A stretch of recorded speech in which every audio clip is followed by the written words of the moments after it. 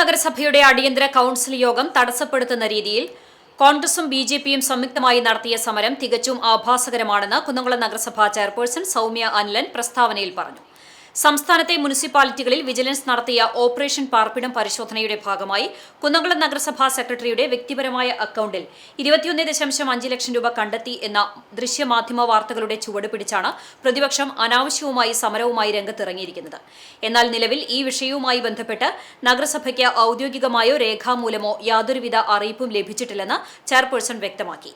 ഒരു ഉദ്യോഗസ്ഥന്റെ അക്കൌണ്ടിൽ പണം കണ്ടെത്തിയെന്നതുകൊണ്ട് മാത്രം അത് കുറ്റമാകില്ല. ആ തുക തെറ്റായ വഴിയിലൂടെ സമ്പാദിച്ചതാണോ എന്ന് കണ്ടെത്തേണ്ടത് അന്വേഷണ ഏജൻസികളാണ്. കൃത്യമായി അന്വേഷണം നടത്തി പണത്തിന്റെ സ്രോതസ് കണ്ടെത്തുകയാണ് വേണ്ടത്.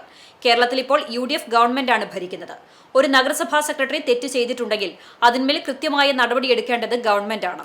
സ്വന്തം ഗവൺമെന്റ് യാതൊരുവിധ നടപടിയും സ്വീകരിക്കാതിരിക്കെ കോൺഗ്രസ് കൌൺസിലർമാർ നഗരസഭയ്ക്കുള്ളിൽ സമരം നടത്തുന്നത് തികഞ്ഞ വിരോധാഭാസമാണ്.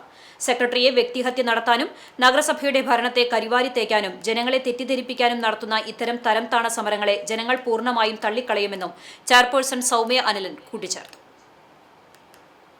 ഓപ്പറേഷൻ പാർപ്പിടത്തിന്റെ ഭാഗമായിക്കൊണ്ട് എല്ലാ നഗരസഭകളിലും വിജിലൻസ് അന്വേഷണം നടക്കുന്നുണ്ട്. അതിന്റെ ഭാഗമായിക്കൊണ്ട് കുന്നംകുളം നഗരസഭയിലും അത്തരത്തിലുള്ള അന്വേഷണങ്ങൾ നടന്നുകൊണ്ടിരിക്കുകയാണ്. നഗരസഭയെ സംബന്ധിച്ച് ഒരു പരിശോധനകൾക്കും ഞങ്ങളെതിരല്ല. സെക്രട്ടറിക്കെതിരെയുള്ള ഇത്തരത്തിലുള്ള ഒരു ആരോപണം ഞങ്ങളെ സംബന്ധിച്ച് നഗരസഭയെ വാക്കാലോ അല്ലെങ്കിൽ ഔദ്യോഗികമായോ അറിയിച്ചിട്ടില്ല. പത്രമാധ്യമങ്ങളിലൂടെ കണ്ട ഒരു വാർത്ത എന്നതിൽ കഴിഞ്ഞ് അതിൻ്റെ ഡീറ്റെയിൽസ് ഒന്നും നഗരസഭയെ സംബന്ധിച്ച് പറയാൻ സാധിച്ചില്ല. ഞങ്ങളെന്നെ അറിയിച്ചിട്ടുമില്ല.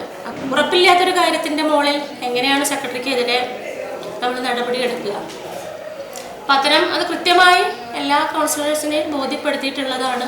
ഭരണസമിതിയെ സംബന്ധിച്ച് നിലവിൽ സെക്രട്ടറി കുറ്റാരോപിതനല്ല.